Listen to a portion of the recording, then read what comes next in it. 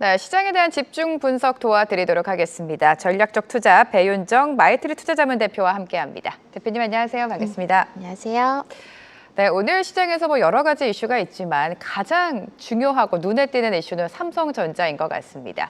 자, 테슬라에 이어서 애플과도 협력 소식이 들려왔습니다. 텍사스주 오스틴에 위치한 공장에서 반도체 공장에서 새로운 칩 제조 기술을 개발하고 있다. 그러니까 애플에 이제 납품을 시작할 것이다. 이런 호재가 나왔는데 SK 하이닉스와 비교를 당하면서 삼성전자 주가는 그동안 굉장히 부진하지 않았습니까? 오늘 7만 원 회복을 했습니다. 앞으로의 흐름 어떻게 보세요? 네, 일단 삼성전자에서 계속 부진한 실적의 원인이었던 발목을 잡혔던 파운드리에서 계속 수주가 나왔고 있다는 것은 굉장히 긍정적인 시그널이라고 보고요. 사실 강력한 호재라고 생각이 됩니다. 특히 또 테슬라에서 애플 빅테크와의 협업을 가져간다는 것은 어느 정도 기술력에 대해서 이미 좀 개선이 된 상황이라고 보여지고요. 애플의 보도자료를 한번 보면 이렇게 얘기했습니다. 전 세계에서 처음 사용하는 새로운 칩을 삼성전자와 개발하겠다라고 했고요. 여기에도 다른 어떤 문구가 포함됐냐면 전력 효율성과 성능을 최적화하는 칩을 공개하겠다라고 얘기를 했습니다. 제가 이 문구에 좀 집중을 하는 이유는 테슬라 역시도 그 AI6 모델을 삼성전자와 개발을 한다고 했어요. 어떻게 보면 테슬라와 애플이 차세대 모델로 가져가려는 경쟁력 있는 모델을 삼성전자와 함께 개발을 한다는 것은 이게 단기적인 수주 의미를 뛰어넘어서 중장기적인 협업을 기대할 수 있다라고 보면 삼성전자의 실적에도 중장기적인 영향을 미칠 거라고 생각이 됩니다. 그리고 또한 앞서 말씀드린 것처럼 이 파운드리에서의 초미세 공정 수율이 개선이 됐다는 의미를 보면 사실 HBM4 역시도 파운드리 공장에서 제조를 하게 되거든요. 그러면 HBM4에서도 우리가 기술력 개선에 대해서 기대를 해볼 만하다 이런 생각이 듭니다. HBM3가 아직까지는 우리가 17% 정도로 점유율이 좀 약한 상황이지만 삼성전자가 계속 가격 경쟁력을 공격적으로 사용을 하고 있고 HBM4에서도 본격적으로 하반기부터 샘플 공급하면서 내년도 상반기 양산 계획을 하겠다라고 하고 있기 때문에 엔비디아와 어떻게 보면 공급 계약이 이루어진다면 반도체 패권 되찾아갈 수 있을 거라고 봅니다. 네, 여기에 만약에 엔비디아 소식까지 전해진다면 삼성전자 주가는 슈팅이 나올 수도 있다 이렇게 말씀을 해주셨는데 자 이러한 소식들이 전해졌죠. 아픈 손가락이었던 파운드리에서 격포제가 나오면서 AI 전반 산업에 대한 기대감도 커지고 있습니다. 하지만 여기서 또 발목을 잡고 있는 게 트럼프발 관세 아니겠습니까? 반도체에 100% 관세를 부과하겠다라는 발언을 한 트럼프 앞으로 반도체 섹터에는 어떤 영향을 가져가게 될까요? 그래도 반도체 섹터 긍정적인 전망 유효하다고 보여집니다. 네. 앞서 말씀드린 것처럼 사실 미국의 반도체 기업들, 반도체뿐만 아니라 AI 기업들을 보면 엔비디아나 팔란티어 2분기에도 좋은 실적을 발표하면서 지금 밸류에이션 부담이 있는 상황임에도 불구하고 실적으로 계속 밸류에이션 부담을 깨고 있습니다. 그런데 반해서 국내 기업은 SK 하이닉스를 제외하고는 AI 기업으로서의 평가를 좀 아직까지는 못 받은 밸류에이션이라고 보고 있어요. 그런데 앞서 지금 삼성전자가 파운드리에서도 성과를 내고 있고 HBM4도 좀 성과가 기대가 되면서 지금 요즘에 화두가 되고 있는 소캠 시장에서도 선점을 좀 목표를 하고 있습니다. 이 소캠이라고 하는 게 제2의 HBM이라고 불리는데 이게 어떻게 보면 전력을 3분의 1로 감소시키면서 대폭력을 2.5배 이상 하는 차세대 메모리 기술이거든요. 그런데 여기서 우리가 삼성전자를 주목하는 이유는 소캠에서 활용되는 LPDDR 기술이 삼성전자의 세계 1위 수준입니다. 따라서 소캠 시장에서 혹시 삼성전자가 선점을 할 수 있다라고 한다면 한국 기업에도 새로운 훈풍이 불을 거라고 보여지고요. 어떻게 보면 지금까지 반도체 기업에서의 주도주가 변경이 될 가능성이 있습니다. 그래서 기존 주도주가 아니라 새로운 시장에서 어떤 기업들이 좀 자리를 잡는지를 봐주시면 좋을 것 같고 관세 이슈가 물론 있어서 불거지면 문제가 될 수 있으나 그걸 좀 피해가기 위해서는 삼성전자는 또 미국 내에 그 공장을 파이프라인을 본격적으로 확대를 하고 있거든요. 그래서 그런 미국 내 생산 파이프라인을 가져가고 있는 반도체 기업들은 유리할 것으로 보여집니다. 네, 트럼프가 가장 원하는 미국 내 생산이죠. 그런 파이프라인을 가져간다면 반도체 섹터에 그렇게 큰 타격은 없을 것이다. 이렇게 전망을 해주셨고요. 의약품도 보도록 하겠습니다. 의약품 같은 경우에는 100%보다 더 높은 관세율이죠. 점진적으로 추진을 하겠지만 그래도 최대 250%까지 발언을 했습니다. 제약바이오주 타격은 어떻게 보세요? 단기 뉴스에 따라서 과민한 반응이 나올 수밖에 없을 것 같습니다. 네. 특히나 이제 완제의약품에 대해서는 수출 기업이 영향을 받을 수밖에 없고요. 다만 그래도 긍정적인 관점을 좀 보자고 한다면 우리 코스닥에는 좀 기술 수출을 하는 기업들이 많이 있습니다. 그래서 완제품보다는 기술 수출을 가져가는 기업들은 이 관세의 영향에 있어서 좀 제한적으로 영향을 받을 것 같습니다. 그래서 특히나 어제 좀 좋은 실적 발표한 휴재를 보면 네. 미국 파트너사와의 계약에 있어서 관세에 대해서는 미국 파트너사가 부담하는 구조로 계약을 했다고 합니다. 그러면 영업이익에 대해서는 휴재 같은 경우는 좀 영향을 덜 받게 되겠죠. 그래서 이런 식으로 좀 미국 관세의 영향을 좀 피하는 기업들을 보시면 좋을 것 같고, 또 아직까지는 그 중국향 수출이 많은 기업들이 저희 바이오에 많이 있습니다. 그래서 중국향 기업들을 좀 보시는 게 바이오에서는 성과를 가져가실 수 있는 방법일 것 같아요. 네, 제약바이오도 점검해 주셨고요. 자동차도 빼놓을 수가 없습니다. 지금 현대차그룹이 관세에 대응하기 위해서 수출 단가 인하를 검토하고 있다. 이런 소식도 전해졌고요. 또 현대차가 GM이랑 손을 잡고 차량 개발에 나서고 있다라는 뉴스도 나왔습니다. 자동차 업계는 지금 참 힘든 시간을 보내고 있지 않습니까? 돌파구가 있을 거라고 보세요?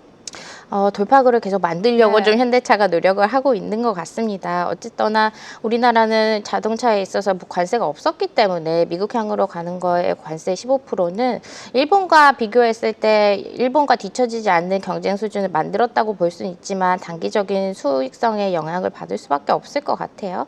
그렇지만 오늘 속보에서 보신 것처럼 현대차가 계속 시장을 다변화하려는 노력을 하고 있습니다. 물론 GM과 현대차가 공동 개발하는 것들은 2028년 정도 돼야지 이제 첫 출시가 될 거고, 사실상 구체적으로 보면 총 5개 차량을 개발을 한다고 그랬는데 4종은 중남미용이고요. 네. 북미용은 한 가지 정도예요. 그래서 사실 중남미의 용을 개발을 한다는 것은 앞으로 미국 공장에서 중남미에 수출을 해야 하는 거기 때문에 미국과 중남미의 관세는 어떻게 될 것인지 또 봐야 합니다. 네. 따라서 수출 시장에 그냥 다변화로 이해를 하셔야 할 것 같고, 저는 다만 더 주목하셨으면 좋겠는 부분은 인도 시장이에요.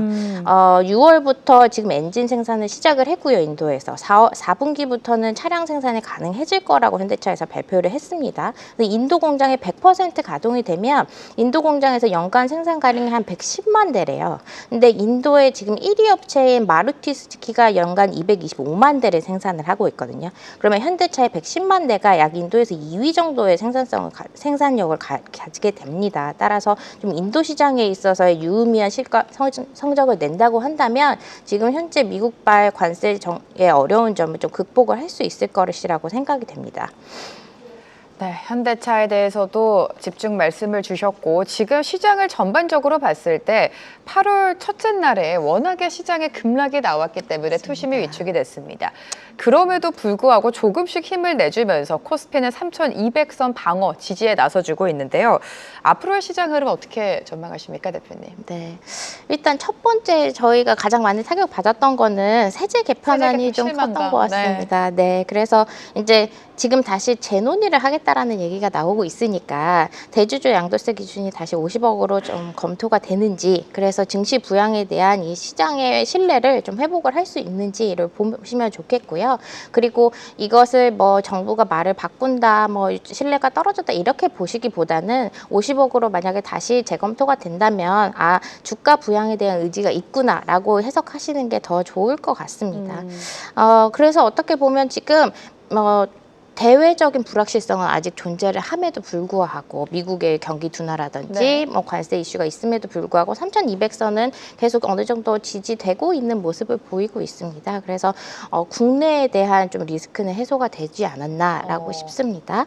그래서 아직 좀 여기서 3,200에서 더 치고 나가려면 추가적인 촉매제가 다소 부족한 상황이지만 이 추가적인 촉매제가 무엇이 될 수 있을지 좀 기다려 보시면서 보시는 게 좋을 것 같습니다. 네, 코스피 지수 추가적으로 상승하기 위해서는 여러 가지 요건들이 필요할 텐데 외국인의 수급 동향도 굉장히 중요할 것 같습니다. 최근 들어서 뭐 정책에 대한 실망감 때문일까요? 외국인도 적극적인 매수에 나서지 않고 뚜렷한 방향성을 못 찾고 있는 상황인데 수급 어떻게 예상하세요? 맞습니다. 외국인도 결국에는 네. 한국 증시의 부양에 대한 기대감이 가장 커서 맞아요. 들어왔습니다. 근데 지난주 금요일 날 그 글로벌 IB들도 세제 개편안 발표되자마자 한국 비중 축소하겠다라는 발표를 많이 했었어요. 이렇게 보면 기대감이 많이 떨어지고 실망감을 했구나라고 볼 수가 있는데요. 따라서 우리가 외국인을 다시 끌고 들어오기 위해서는 결국 한국은 밸류업에 대해서 다양한 방식으로 계속 주가를 부양을 할 것이다. 지금 뭐 처음에 논의됐던 자사주 소각이라든지 주주 환원책이라든지 이런 부분들이 실질적으로 어떤 식으로 방향성을 가져가느냐 약간 유리하고 불리한 점이 있을 수 있지만 어떻게든 증시를 부양하는 방향 그리고 우리나라의 그 포트폴리오상 우리나라는 제조업이 많고 수출 기업이 많습니다. 네. 그래서 친기업, 친산업화 하는 방향으로 계속 우리는 나아가겠다라는 부분을 좀 보여줘야 할 것 같고요. 세제 개편에 대해서도 좀 앞서 말씀드린 것처럼 기대감이 좀 많은 상황이기 때문에 계속적으로 좀 디테일한 세제에 대한 혜택들을 좀 보여주면 좋을 것 같습니다. 예를 들어서 현재는 좀 논의되지 않고 있지만 장기 보유를 주식 투자를 하고 있을 때 네. 가져갈 수 있는 좀 세제 혜택이라든지 이런 것들을 보여주시면 좋을 것 같아요. 네, 결국에 증시 활성화에 대한 의지, 정책에 대한 기대감이 있어야지만 외국인의 순매수도 좀 적극적으로 들어오지 않을까라는 생각이 드는데요. 자, 섹터로 들어가서 2차 전지도 좀 보도록 하겠습니다. 에코프로비엠이 어닝 서프라이즈를 기록하면서 주가가 상승했고 목표 주가를 상향 조정하는 하우스들도 많이 나오고 있습니다. LG화학 같은 경우에는 지금 테네시주 양극재 공장에 10억 달러 금융 보증을 확보했다. 뭐 이런 소식까지 나오면서 호재라고 표현을 해도 되는지가 궁금한데 2차 전지 긍정적으로 보십니까? 네, 지금 2차 전지는 섹터에 대한 턴어라운드도 반영이 되고 있고 한국 기업의 좀 우호적인 환경도 조성이 되고 있습니다. 예를 들어서 뭐 섹터로 보자면 일단 상반기에 전기차 그 수요가 한 35% 증가를 했다고 하고요. 네. 그리고 로보택시도 나오고 있고 그리고 ESS에 대한 시장이 생각보다 급성장하고 있습니다. 머스크도 ESS 시장이 전기차보다 빠르게 성장을 하고 있다 얘기를 했는데요. 그런 업종의 턴어라운드가 있는 상황에서 중국이 2차 전지에 대한 구조조정을 하겠다라고 얘기를 했고요. 미국에서는 중국발 2차 전지에 대해서 40% 관세를 매긴다고 했습니다. 이러한 환경들은 좀 한국 기업의 기회를 가져갈 수 있는 요인이라고 보여지고 특히나 ESS 시장에서의 한국 기업의 점유율이 한 3%밖에 안 됐거든요. 그러면 중국 기업이 빠지는 자리를 한국 기업이 대체를 한다면 어떻게 보면 빠른 실적 개선이 가능할 수도 있을 거라고 보여집니다. 네, 실적 개선이 이어질 수도 있다. 2차 전지 그래도 바닥을 딛고 상승 여력이 있다라고 판단을 해주셨고요.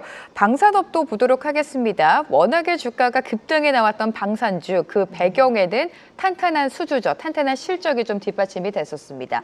지금 빅3가 이미 호실적을 발표했고 2분기에 이어서 3분기까지도 실적 개선은 기대가 되고 있는 상황인데 그럼에도 불구하고 최근에 주가는 살짝 주춤한 상황입니다, 대표님. 네.